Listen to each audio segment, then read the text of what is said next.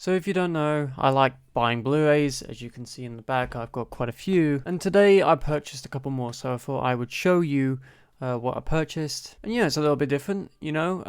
I want to start doing like Blu-ray and 4K reviews just as much as the film reviews because it's some more content for you guys, you know. But before I get onto these first two, I'm going to show you a couple which I picked up. I think last week or the week before. So the first one, I think I got this release week actually, which was I think 2 or 3 weeks ago, and that is the live action Lilo and Stitch. Now, I've got a love-hate relationship with this film. I love the original Lilo. It is probably my favorite Disney film. I know you got like Lion King and stuff like that, but I think Lilo and Stitch, the original, it just has something beautiful to it. But the reason I bought this one in particular is because I'm waiting for the original to be released on its own so that I can have them side by side. I don't like double packs, okay? And I know there's a double pack which is released, but I think having them side by side would be really nice on the shelf. I know it sounds a bit anal, but like bear with. Comes with a lot of bonus features. Ohana Means Family, making of Lilo and Stitch.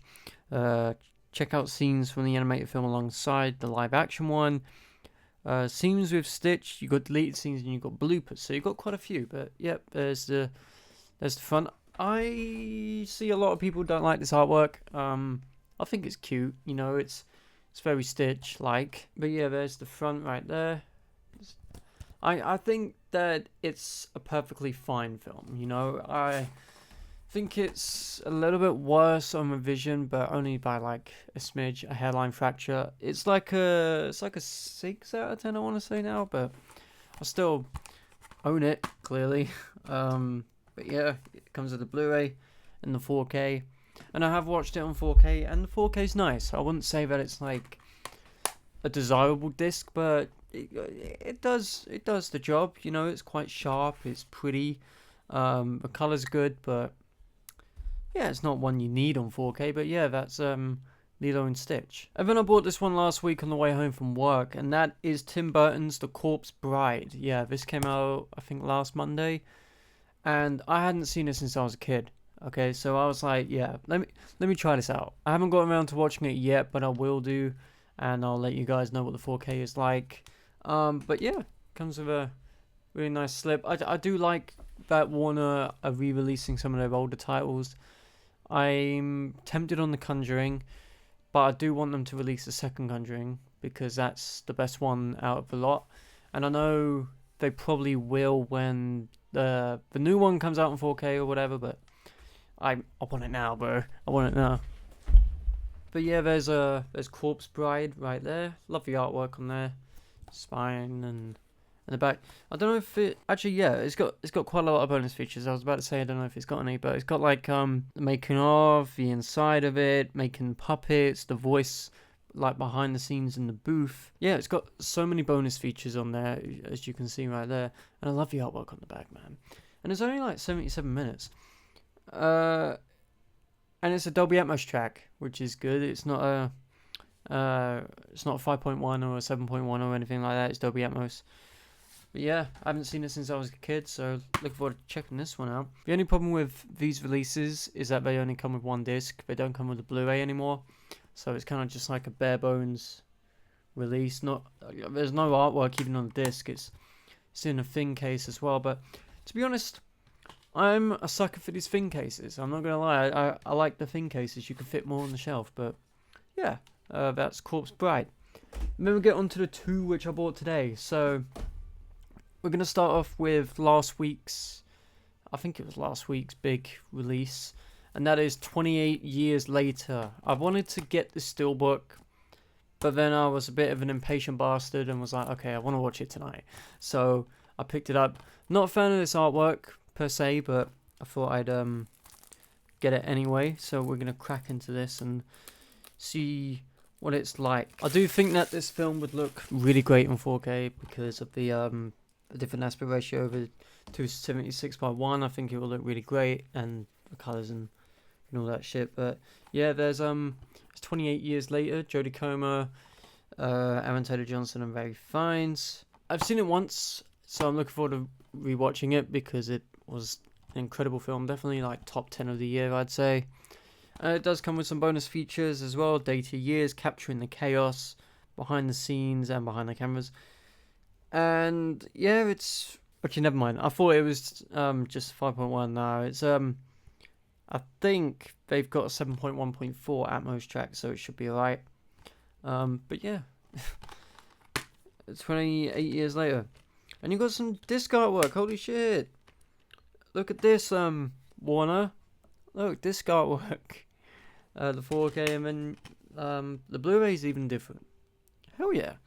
I think this is my first Elevation 4K, which is the new distribution company for Sony, and they are quite bare bone releases, but unfortunately that's just the case. But yeah, there's 28 years later, and then the other one we've got is a new release which came out today actually, and I'm surprised I even bought this film, to be honest, but I saw the slipcover and I was like, fuck it, it looks nice. Plus I want to rewatch it, and that was How to Train Your Dragon, the live action reboot thing, the reimagining, which is practically the exact same film, just with CGI. But yeah, it's a shiny slip, and I was like, fuck it. Yep, there's the slipcover right there, 4K, Blu-ray, whatever. There's a spine slash. Don't care about that really, but could be better.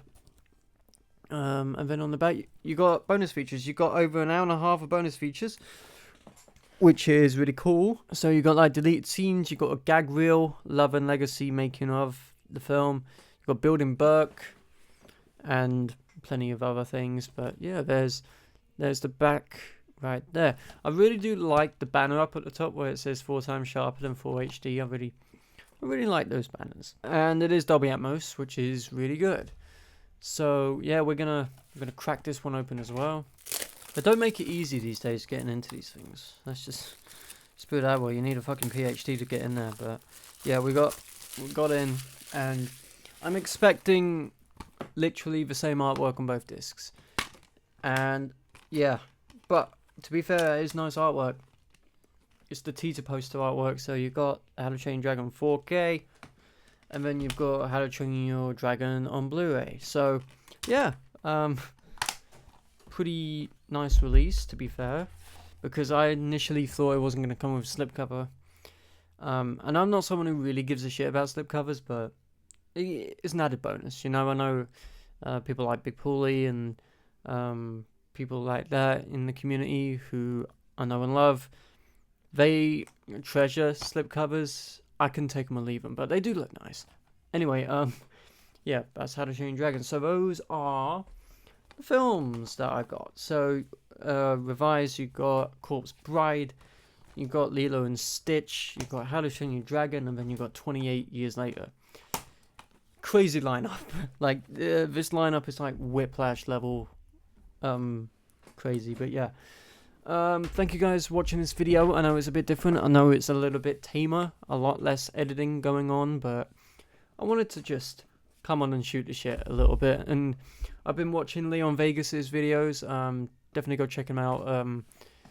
And yeah, he's been doing so many different Blu-ray videos and stuff like that. And I was like, you know what? I want a piece of that fucking pie.